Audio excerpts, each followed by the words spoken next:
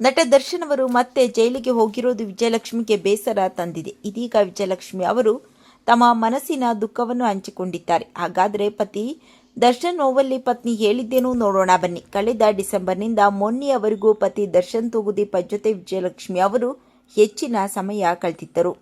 ರಾಜಸ್ಥಾನ ಹಾಗೂ ವಿದೇಶದಲ್ಲಿ devil cinema shooting ಇದ್ದಾಗಲೂ ಕೂಡ ಅಲ್ಲಿ ವಿಜಯಲಕ್ಷ್ಮಿ ಅವರು ಹೋಗಿದ್ದುಂಟು. ಹೊಸಕೆರೆಯ ಪ್ರತಿಷ್ಠಿತ ಅಪಾರ್ಟ್ಮೆಂಟ್ನಲ್ಲಿ ವಿಜಯಲಕ್ಷ್ಮಿ ಅವರು ಇದ್ದಾರೆ.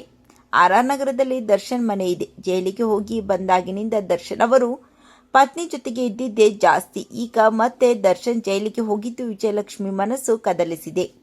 ಮೈಸೂರಿನ ಫಾರ್ಮ್ ಹೌಸ್ನಲ್ಲಿ ಪ್ರಾಣಿಗಳನ್ನು ನೋಡುತ್ತಾ ನಿಂತ ದರ್ಶನ್ ಫೋಟೋವನ್ನು ಸೋಷಿಯಲ್ ಮೀಡಿಯಾದಲ್ಲಿ ಹಂಚಿಕೊಂಡಿರುವ ವಿಜಯಲಕ್ಷ್ಮಿ ಅವರು ಹೃದಯ ಒಡೆದಿದೆ ಎಂದು ಅರ್ಥ ಕೊಡುವ ಇಮೋಜಿಯನ್ನು ಹಂಚಿಕೊಂಡಿದ್ದಾರೆ.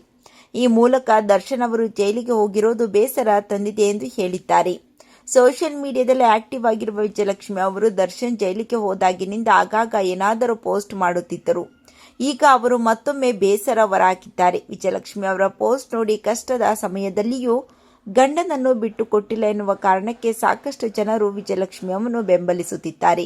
ಇನ್ನು ಕೆಲವರು ಗಂಡ ತಪ್ಪು ಮಾಡಿದಾಗ ಪ್ರೋತ್ಸಾಹಿಸುವುದು ಸರಿಯಲ್ಲ ಎಂದು ಕೆಲವರು ಕಾಮೆಂಟ್ ಮಾಡುತ್ತಿದ್ದಾರೆ. ವಿಜಯಲಕ್ಷ್ಮಿ ಅವರ ಬಗ್ಗೆ ನಿಮ್ಮ ಅನಿಸಿಕೆಗಳನ್ನು ಕಾಮೆಂಟ್ ಮಾಡಿ ತಿಳಿಸಿ.